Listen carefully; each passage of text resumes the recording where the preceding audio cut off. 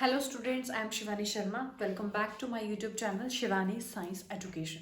तो आज की वीडियो में हम डिस्कस करने वाले हैं एक टॉपिक वेलोसिटी टाइम ग्राफ, जो कि आपके मोशन चैप्टर के अंडर ही आता है. तो हम ये टॉपिक क्यों डिस्कस करेंगे, क्योंकि इसके आने वाली वीडियो में हमने डिस्कस करना है द मोस्ट इंपॉर्टेंट टॉपिक इस चैप्टर का जो है, क्योंकि उसके ऊपर बहुत सारे न्यूमेरिकल्स आते हैं और आपके एग्जाम में वो एज इट इज़ भी आ जाता है, इक्वेशंस ऑफ मोशन. लेकिन उससे पहले हमें इस टॉपिक को पढ़ना पड़ेगा, क्योंकि अगर हमें वेलोसिटी टाइम ग्राफ के बारे में नहीं पता होगा अच्छे से तो हम उस टॉपिक को भी नहीं कर पाएंगे. तो वो हमारा बहुत इंपॉर्टेंट टॉपिक है, इसीलिए उससे पहले हमें उसकी डिटेल जो है वो जान लेनी चाहिए, जो हमें पता चलेंगे वेलोसिटी टाइम ग्राफ से. तो जैसे नाम से ही पता चल रहा है, वेलोसिटी टाइम ग्राफ, यानी कि वेलोसिटी और टाइम के बीच में आपने ग्राफ को प्लॉट करना है. ग्राफ क्या होता है, जब आप एक्स और वाई एक्सेस पे दो क्वांटिटीज को लेते हो, फिर उनकी रिलेशन को आप ग्राफ पे रिप्रेजेंट करते हो, तो उसे हम क्या बोलते हैं, ग्राफ. अब हमने यहाँ पर एक एक्सिस पे वेलोसिटी लेनी है और एक एक्सिस पे टाइम को लेना है. तो वेलोसिटी और टाइम के बीच में हम ग्राफ को प्लॉट करें, इसलिए इसे वीटी ग्राफ यानी कि वेलोसिटी टाइम ग्राफ कहा जाता है. अब इसे हमने डिस्कस करना है जब कोई जब कोई बॉडी यूनिफॉर्म मोशन में होगी या जब कोई बॉडी यूनिफॉर्म मोशन में नहीं होगी. तो सबसे पहले हम डिस्कस करते हैं velocity time graph for a uniform motion. अब आपको पता है कि यूनिफॉर्म मोशन क्या होता है, जब कोई भी ऑब्जेक्ट, कोई भी पार्टिकल इक्वल डिस्टेंस को इक्वल टाइम में ट्रेवल करता है. अब यहाँ पर बात वेलोसिटी की है, तो यहाँ पर हम क्या बोलेंगे, equal displacement in equal interval of time. यानी कि पहले डिस्प्लेसमेंट सपोज अगर किसी पार्टिकल ने 2 मीटर पर सेकेंड की है 2 सेकेंड में, फिर अगले 2 सेकेंड्स में उसने फिर से 2 मीटर पर सेकेंड की डिस्टेंस कवर की है, फिर अगले 2 सेकेंड में फिर से 2 मीटर पर सेकेंड की डिस्प्लेसमेंट हुई है. यानी कि इक्वल डिस्प्लेसमेंट होगी, वो भी इक्वल इंटरवल ऑफ टाइम में, तब हम वह कहेंगे कि बॉडी जो है वो यूनिफॉर्म मोशन में है. तो सबसे पहले हम देखते हैं VT graph for a uniform motion. तो वीटी ग्राफ क्या है, हमने एक्स एक्सिस पे अपने टाइम को ले लिया है और वाई एक्सिस पे हमने वेलोसिटी को लिया है. तो वेलोसिटी मीटर पर second, time is in second. ठीक है, तो हमारा मान लो कोई पार्टिकल है जो ये आपकी वेलोसिटी है, आप कुछ भी ले सकते हो, 5, 10, 15, 20, 30, कुछ भी है. Time 2 seconds, 4 seconds, 5 seconds, 6 seconds, आपका जो मन करे आप वो उस तरह से बना लीजिए. लेकिन सिर्फ एक जनरल रिप्रेजेंटेशन है वेलोसिटी टाइम ग्राफ की, कि आपने एक्स एक्सिस पे टाइम को लेना है और आपने वाई एक्सिस पे वेलोसिटी को लेना है. तो हम मान के चलते हैं कि हमारा जो पार्टिकल है, हमारा जो बॉडी है, वो यूनिफॉर्म मोशन में है, यानी कि उसने इक्वल डिस्प्लेसमेंट किया है in equal interval of time. तो सपोज कोई पार्टिकल जो था, उसने 2 सेकेंड के अंदर मान लो इतनी वेलोसिटी को कवर, इतनी डिस्प्लेसमेंट को कवर किया. अगले फिर 2 सेकेंड में उसकी फिर से उतनी ही डिस्प्लेसमेंट है.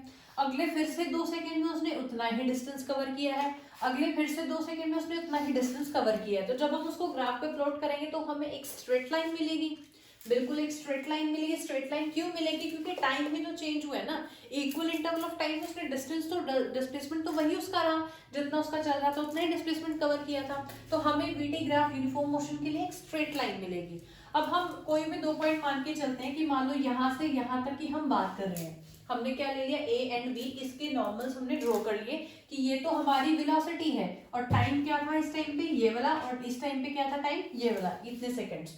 तो अब हमें पता है वेलोसिटी क्या होती है, डिस्प्लेसमेंट अपॉन टाइम. तो यहाँ से हमें इजीली पता चल जाएगी कि हमारे पार्टिकल की, हमारे ऑब्जेक्ट की इस टाइम पे क्या वेलोसिटी थी, या इतनी वेलोसिटी जब हुई तो वो कितने टाइम के बाद हुई. लेकिन क्या वीटी ग्राफ से हमें कुछ और भी पता चल सकता है, देखते हैं. वेलोसिटी क्या होती है, डिस्प्लेसमेंट अपॉन टाइम. तो वेलोसिटी एंड टाइम तो हमें यहाँ से पता ही चल जाएगा.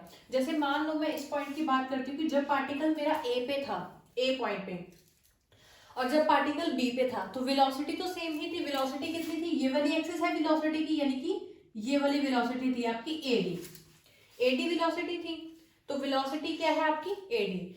जब पार्टिकल यहाँ से यहाँ आ गया तो वेलोसिटी आपकी तब भी सेम ही है, जहां इतनी थी उतनी है. फर्क कहाँ है, सिर्फ टाइम में. मान लो जब पार्टिकल ए पॉइंट पे था तब टाइम था t1, जब पार्टिकल बी पॉइंट पे आया तब टाइम था t2. तो टाइम में चेंज आया, यानी कि अगर मैं टाइम निकालूं तो कितने टाइम में पार्टिकल ए से बी पॉइंट पे पहुंचा, यानी कि यहाँ पर मान लो 2 सेकेंड्स थे, जब यहाँ पर गया तो 8 सेकेंड्स में आया. तो कितना टाइम लगा उसको, 8 - 2 यानी कि 6 सेकेंड्स लगे बी पॉइंट पे आने में. यानी कि वेलोसिटी क्या होता है, डिस्प्लेसमेंट अपॉन टाइम. वेलोसिटी पता है, टाइम पता है, तो मैं डिस्प्लेसमेंट निकाल सकती हूँ. कैसे, अगर मैं टाइम को वेलोसिटी से मल्टीप्लाई कर दूं. वेलोसिटी कितनी है मेरी एडी, टाइम कितना है मेरा डीसी. तो एडी इंटू टीसी यानी कि वेलोसिटी इंटू टाइम मेरे को क्या दे रहा है, डिस्प्लेसमेंट. यानी कि वीटी ग्राफ से मैं डिस्प्लेसमेंट निकाल सकती हूँ. अब आप ध्यान से देखें, ये क्या है, एक रेक्टेंगल है, ये एक रेक्टेंगल की शेप है, ऐसे, तो मैंने ये क्या निकाला है, रेक्टेंगल में ऐसे, ये रेक्टेंगल है, रेक्टेंगल में मैंने ये इसकी एल होती है लेंथ, ये इसकी ब्रेड्थ होती है बी, यही होता है रेक्टेंगल। तो मैंने ये चीज ली और ये चीज ली, ये क्या है वेलोसिटी, ये क्या है टाइम, यानी कि ये क्या है लेंथ, ये क्या है ब्रेड्थ। यानी कि एक तरीके से अगर मैं कहूँ तो मैंने क्या निकाला, रेक्टेंगल का ही एरिया निकाला है, क्योंकि रेक्टेंगल का एरिया क्या होता है, लेंथ इंटू ब्रेड्थ। तो यानी कि एडी इंटू डी से की अगर मैं बात करूं कि ये एक रेक्टेंगल ही बन रहा है, तो ये रेक्टेंगल की लेंथ, ये रेक्टेंगल की ब्रेड्थ, यानी कि वेलोसिटी इंटू टाइम मेरा क्या बन रहा है, एरिया ऑफ रेक्टेंगल ही बन रहा है। यानी कि अगर मैं डिस्प्लेसमेंट निकालना चाहूँ किसी वीटी ग्राफ से, तो वीटी ग्राफ से डिस्प्लेसमेंट कैसे निकलेगा, अगर मैं उसके रेक्टेंगल का एरिया निकाल लूं। यानी कि जो आपका डिस्प्लेसमेंट है, डिस्प्लेसमेंट आपको कैसे मिल सकता है, अगर आप वीटी ग्राफ के अंडर का एरिया निकालो। तो यहाँ से हमें क्या पता चलता है कि अगर आपको वीटी ग्राफ गिवन है, तो अगर आप उसका एरिया निकाल लेते हो, तो वीटी ग्राफ के एरिया से आपको क्या मिल जाता है, मैग्नीट्यूड ऑफ डिस्प्लेसमेंट। यानी कि वीटी ग्राफ से सिर्फ वेलोसिटी एंड टाइम का नहीं बल्कि डिस्प्लेसमेंट का भी पता चलता है। तो ये हमने क्या निकाला, यहाँ से हमें इतनी बात कंक्लूड होती है कि अगर हमें डिस्प्लेसमेंट चाहिए तो हम क्या कर सकते हैं, वीटी ग्राफ का एरिया फाइंड आउट कर लो, वीटी ग्राफ के एरिया से हमें डिस्प्लेसमेंट मिल जाएगा। अब इस लाइन को ध्यान से याद रखिएगा, क्योंकि यही लाइन से हमें फर्स्ट इक्वेशन ऑफ मोशन मिलने वाली है। क्या कि वेलोसिटी टाइम ग्राफ के अंडर अगर एरिया निकालें तो उस एरिया से हमें क्या मिलेगा, डिस्प्लेसमेंट। डिस्प्लेसमेंट यानी कि पोजीशन, यानी कि एस का पता चलेगा। तो जब हम अपनी फर्स्ट इक्वेशन ऑफ मोशन निकालेंगे तो हम इसी का ही यूज करके अपनी इक्वेशन को निकालेंगे।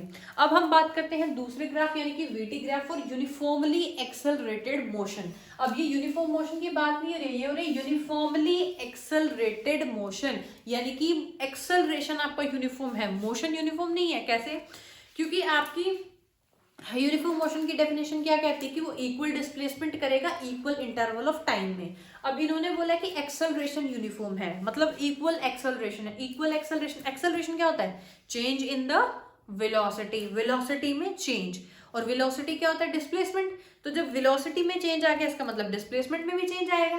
तो जब डिस्प्लेसमेंट में चेंज आ ही गया तो वो यूनिफॉर्म कहाँ से रहा, क्योंकि यूनिफॉर्म क्या होता है, equal displacement in equal interval of time.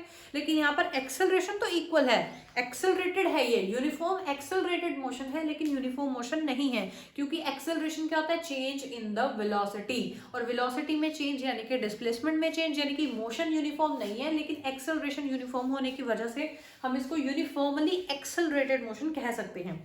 अब यहाँ पर क्या है कि आपका पार्टिकल मान लो यहाँ से चलना शुरू हुआ, उसने पहले टाइम के अंदर कुछ वेलोसिटी ट्रेवल की, मान लो 2 मीटर पर सेकंड की, फिर आगे 4 सेकंड के बाद फिर से 10, उसकी वेलोसिटी 4 हो गई, फिर वेलोसिटी 6 होगी, 8 होगी, ऐसे मतलब उसकी वेलोसिटी चेंज होती गई।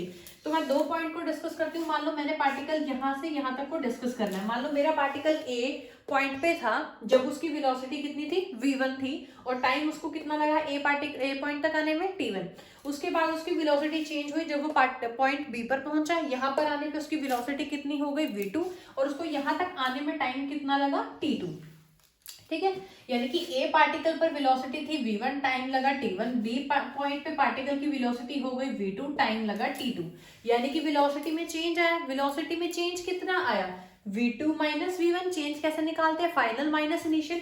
यहां तक की वेलोसिटी कितनी थी, ये कंप्लीट, ये कितनी है, v2। यहां तक की वेलोसिटी कितनी है, v1, और तो ये चेंज निकालना है। ये चेंज कैसे निकलेगा, this one minus this one, तभी ये इतना चेंज आएगा ना। तो ये कितना है, v2, ये कितना है, v1, तो ये कितना आ जाएगा, v2 माइनस v1। फॉर्मूले से भी हमें पता है चेंज इन द वेलोसिटी क्या होता है, final minus initial. Final velocity है v2, इनिशियल वेलोसिटी है v1, तो चेंज इन द वेलोसिटी, यानी कि अगर मैं bg निकालूं तो bg कितना होगा, v2 माइनस v1। जब वेलोसिटी में चेंज आया तो उसके टाइम में भी चेंज आया। पहले उसको ए पॉइंट तक आने में टाइम लगा था t1, बी पॉइंट पे आने में लगा टाइम t2, तो t2 माइनस t1 क्या हो जाएगा, चेंज इन द टाइम। तो टोटल टाइम में चेंज कितना है, t2 माइनस t1। तो हम ये क्या निकाल रहे हैं, इस ग्राफ का स्लोप। ये क्या है आपका ग्राफ का स्लोप। स्लोप क्या होता है, bg इंटू एजी, यही होता है किसी भी ग्राफ का स्लोप, जो उसकी हाइट होती है इंटू बेस जो होता है। तो bg into AG, bg into AG, sorry pg divided by AG, ये क्या है आपके vt ग्राफ का स्लोप है। अब आप देखो bg क्या है आपका, change in the velocity. Change in the velocity कितना है, v2 माइनस v1। एजी क्या है आपका, change in the time. Change in the time क्या है आपका, एजी t2 माइनस t1। तो यानी कि bg अपॉन एजी आपको क्या दे रहा है, v2 minus v1 divided by t2 minus t1, यानी कि change in the velocity to the change in the time. तो change in velocity, change in the time क्या होता है आपको? एक्सेलरेशन। ये बहुत अच्छे से पता होगा कि एक्सेलरेशन क्या होता है? Change in the velocity divided by कितना टोटल टाइम चेंज में आया है। तो यानी कि बीजी अपॉन एजी हमारा क्या था? वीटी ग्राफ का स्लोप। स्लोप हमें क्या दे रहा है? v2 minus v1 upon t2 minus t1, यानी कि change in the velocity to the change in the time, यानी कि एक्सेलरेशन।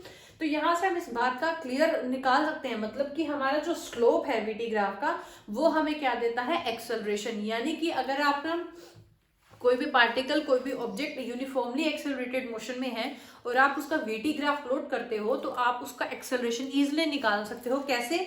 अगर आप उसका स्लोप निकाल लो, यानी कि वीटी ग्राफ का जो स्लोप होता है वो आपको एक्सेलरेशन देता है और वीटी ग्राफ का जो एरिया होता है वो आपको डिस्प्लेसमेंट यानी कि पोजीशन देता है। अब इन्हीं दो लाइनों के बेसिस पे हम अपनी इक्वेशंस ऑफ मोशन को डिराइव करेंगे, क्योंकि वहां पर जो हमारी इक्वेशंस ऑफ मोशन है वो इसी बात से आएंगी। क्योंकि वहां इक्वेशंस ऑफ मोशन क्या होती है? हम किसी भी पार्टिकल की उसकी वेलोसिटी, एक्सेलरेशन, टाइम, पोजीशन में रिलेशन निकालते हैं, यानी कि हमें पोजीशन निकालनी पड़ेगी।